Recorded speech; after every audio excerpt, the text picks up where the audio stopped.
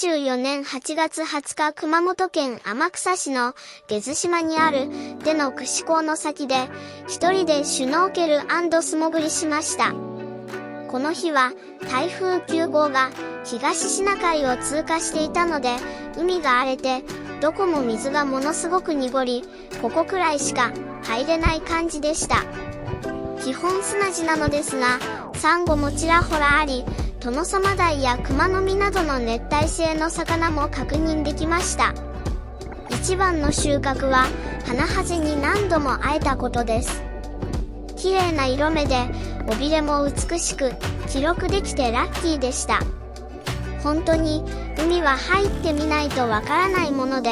一期一会を本当に感じますっす。